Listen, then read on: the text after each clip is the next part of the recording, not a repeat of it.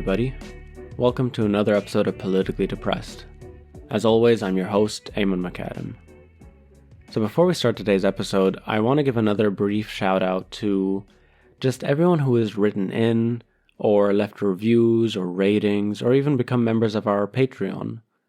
I really appreciate it. Not only do these things really help this podcast grow, but it's super affirming and validating. And as you all know, things have been incredibly shitty. And with that, everything feels kind of useless. So it's really nice to get confirmation that, people are listening, that you are listening, but also that you appreciate this podcast enough to respond in the way you have. So I just wanted to send a message of appreciation back to all of you lovely people. So, on to the actual episode. I don't know why it's been really difficult to record this. I've spent the last 2.5 hours sitting and recording and deleting and re-recording, and it's classic avoidance. And I don't know why. The thing I want to talk about is not that intense. It's certainly not more intense than any of the other things I've talked about in this podcast. But essentially, last night I watched 2 interviews. One with Plestia and the other with Mu'taz, both of whom are Palestinian journalists from Gaza who have both been evacuated. Plestia 50 days ago and Mu'taz only a week ago. And both are just incredibly young, and both are clearly intensely traumatized by what they witnessed, by what they documented, and are now both in the beginning of a whole new journey of exile, essentially, and with reckoning with what happened and what is still happening, but now with them outside. And it's a whole different experience. And I started because I saw a small clip of the interview with Plestia, wherein she says that when she was in Gaza, she couldn't cry. There was no time to cry, as she said. And I understand that. And I want to preface this. I in no way draw any sharp comparison between my experience, between the experience of people in Beirut, and at least of the last 20, 30 years in Beirut, with what people are experiencing in Gaza. It is incomparable. And I draw these comparisons, I think, just to kind of situate where I'm coming from. I think to maybe answer the question, why is it so hard for me to do this episode? And why it's so hard to talk about these interviews? So, her saying, I couldn't cry when I was there, I understood that. And I felt that at a really deep level, where it's like, when I was in Beirut, I couldn't cry. Things were happening every day, constantly, and it's not necessarily the situation now, even though there's a much more present and real war situation now in Lebanon than there was in late 2020 when I was there. But with the economic collapse and with the explosion and with the Israeli jets, it just felt like everything was collapsing. And I felt like I was suffocating, and there was no moment to stop to cry. And one of my closest friends told me, as he was preparing to leave as well, that he was leaving to be depressed, that one of his goals to emigrate was to be depressed, to have the privilege to be depressed, to have some time to process, to think about the experiences, to really sit with those emotions and work through them, and to ultimately to heal, because you cannot heal an open wound that is continuously opened every day. And that is precisely what Plestia was talking about. And so I watched her interview, and she is very strangely bubbly. I don't know how to describe it. There's a stubborn innocence that is undescribable. Because, when she's talking and she says about the horrible things that she witnessed, that she documented, one thing that she said, that I noticed Mu'taz said the exact same thing, which is the worst things that she saw, the camera didn't see. She didn't film. And that's a harrowing thing to hear. Of all the horrible videos and footage that they've documented, that they've shared with the world, to think that there was worse that they saw that they didn't show us. And a part of that is difficult to settle with because obviously constantly thinking of how much worse can it get and compared to what we're seeing, and then confirming that it can get worse and it is worse. But also how much these people hold with them that we may never know, but that lives on in their bodies and in their minds. And we, as the people who are just witnessing this, can never really know. We can only scratch the surface. And so these first interviews, where it's a bit more personal, like this interview with Motas, for example, it's, I think the first one where they ask more personal questions because he's out, he's safe, whatever. Honestly, I really question some of their choices. I know it was Al Jazeera that interviewed him, and I guess he'll be working for Al Jazeera. And I think Al Jazeera were probably pretty instrumental in his evacuation. That's just a speculation, don't quote me on that. But the person they got to interview him was a white woman, Annalise, Jorge, or something like that. And I mean, I'm not this strict identity politics person. For me, it was, as I was watching it, noticing some of the questions, some of the tone, some of the ways that she's trying to keep this interview within a kind of normalcy. And Montez is just there, like, kind of just an open wound, And the things he's saying and the things he's sharing is just so painful that I don't know. I mean, hats off to her that she didn't break down crying. But I really figure, if you're going to interview someone like Montez, it's like, you need someone who's like battle hardened, who's experienced. I don't know, like, I don't know if there even is a person that exists that could interview him and do that interview justice, Probably another survivor of a genocide. Of this genocide, I don't know. But the point is that it did feel a bit weird. But I don't want to focus that much on that. Even though I think that might be part of my hesitation. I think I'm afraid of replicating the exact same thing I'm criticizing. Who am I to criticize, this interview? Like, I was talking to a friend about this and they asked me, what do you think would have been better questions, or what would you have asked in that position? And the answer is, I have no idea. I have absolutely no idea. Because it's the kind of thing of you don't want to ask someone a question and the answer is going to break you. I think a part of the reason that these interviews really stuck with me and really kind of hit home is because I think we all have this general tendency with trauma, with people around us and in our lives and in our communities whose trauma we don't want to approach because I think we feel like it might get on us. I had a little bit of this with my neighbor Helga, who, for those who haven't listened to the first few episodes, is my 80-year-old neighbor here in Vienna who is essentially dying. And aside from the weird antics, I mean, actually last night she woke me up at 5 a.m. She rang the doorbell. She rang the intercom because she locked herself out. Again, for like the 5th time. And I think I did notice that I was pushing her away instantly because I could not handle the experience of witnessing someone dying. I have no hand in this. This isn't a relative. This isn't someone who I feel obliged to. But regardless, or rather because of that, I felt comfortable saying, like, this isn't my problem. She has family. I mean, she literally doesn't have family, but that's what family's for, and not like random neighbors. I don't know if I'm making any sense, but if you watch this interview, and I will link both these interviews into the show notes, first of all, one thing that sticks with you, obviously, is what they say. So both of them talk about the guilt of having survived and having left. Both talk about what they're grateful for now that they're out, now that they're safe. And it's just the most humble, basic joys.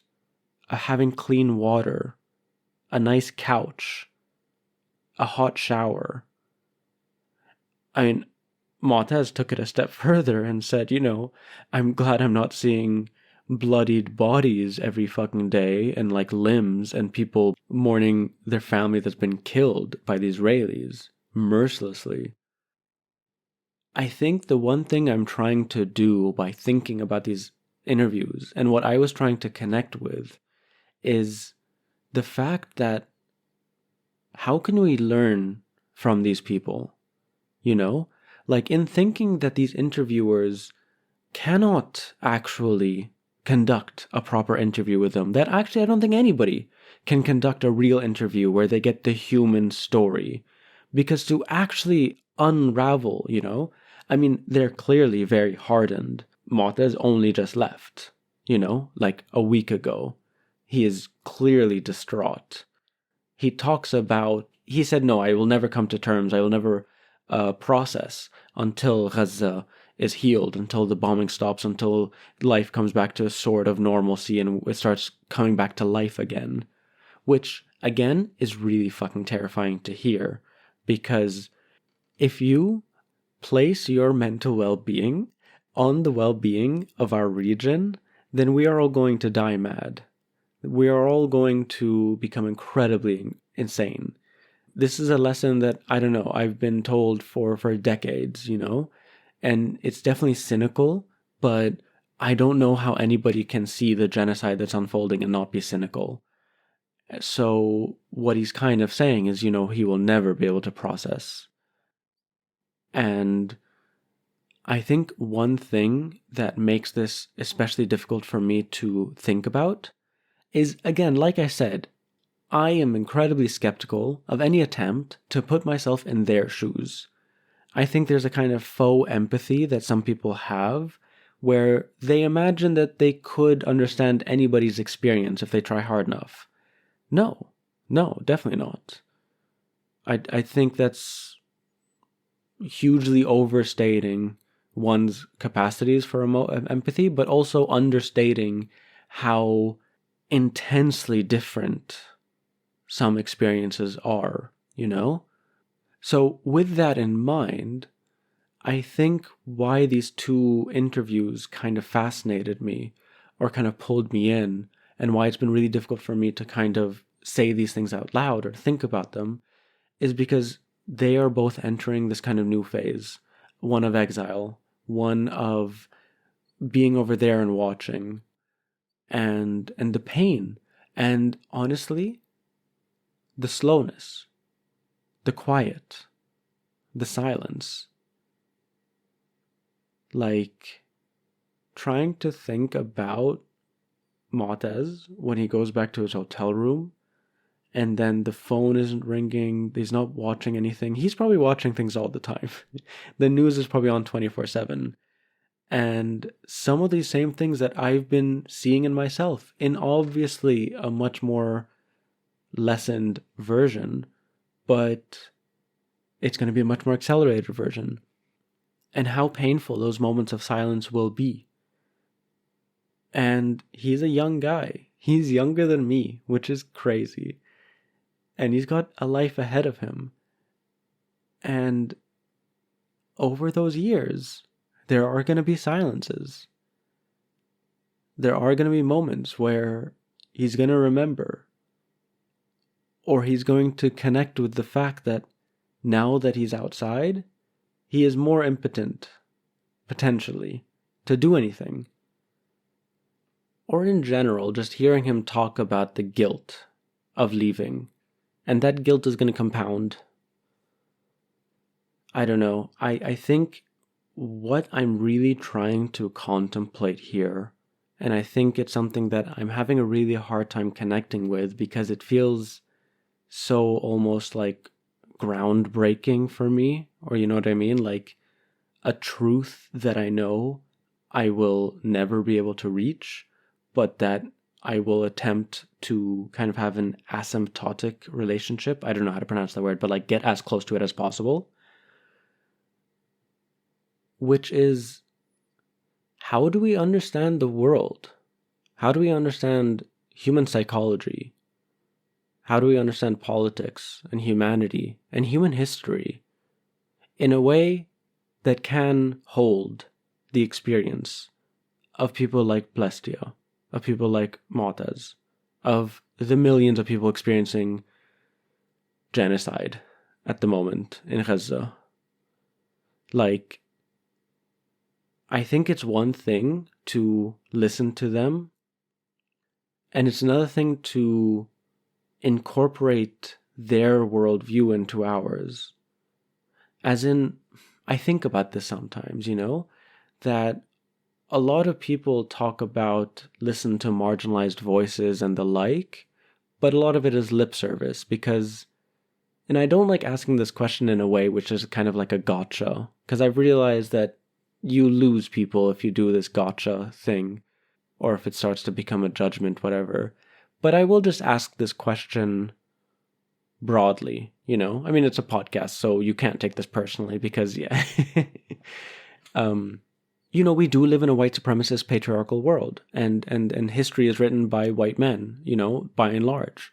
And these have been the hegemonic voices. So basically, you may know some Black writers, some queer writers, some Arab writers and thinkers and philosophers, but how many of them actually influence your worldview? How many of them have you allowed to hold the same place as, I don't know, one of the greats, one of the old masters, your Nietzsche's or your Marx's or your, I don't know who, you know what I mean? Not just that you've read a book, but that it's foundational to how you see the world, because I think that really matters. Like, I think it's different to know what Mu'taz says about his experience. But then, literally, like, I want to know his thoughts about us, I think, and he says this, he's actually quite vocal about these things. He once wrote that, how can you all call yourself free citizens if you can't stop this obvious, terrible genocide, this horrendous thing that's happening in your names? And so I think there are prescriptions, there are diagnoses of our world. And again, in a really broad sense, our understanding of psychology, of history, of politics, that aren't necessarily informed by those most marginalized. Like, those most marginalized are marginalized by many ways.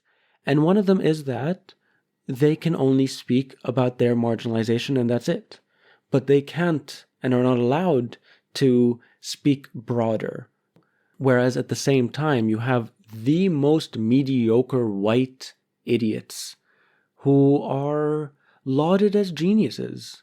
I mean, there's 1,000 names. Jordan Peterson, who? I mean, there's another one actually. This actress, Deborah Messing. I think she was one of these, Will and Grace. I think she was Grace. She made fun of Mu'taz on Instagram, and someone asked him about it, and his response was, "Who? Like, who is this? Who in the white woman? What?" And I honestly, that's something that's been happening to me these days. So many institutions and so many individuals have exposed themselves to be complete frauds, to be unserious people. I can't take anyone seriously who, I mean, at the moment, whose hearts aren't incredibly broken because they have no empathy. I can't take anyone seriously whose analysis does not incorporate the current genocide because they don't have a brain. But it's just this feeling that, like, every layman, every ordinary person in Lebanon, in Palestine, in Syria, and in Sudan, every utterance of every street cleaner just holds so much more weight than your bureaucrats here, your politicians, your journalists, your white, deluded, on such levels of privilege that they've ceased to become relevant. I don't know how else to say it.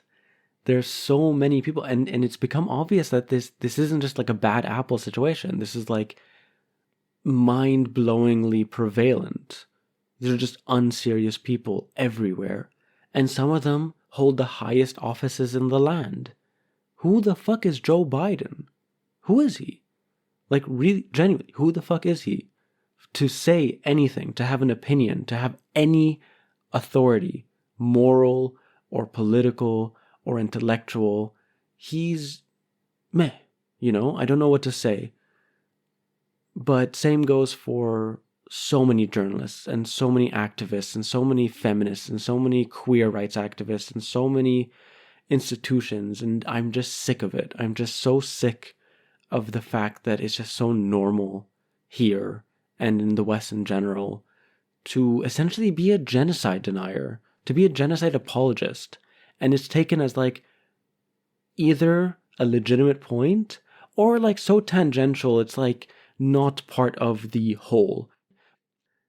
Seeing that actually not as a margin, but seeing it as the center, you recognize that the person's whole worldview is fucked.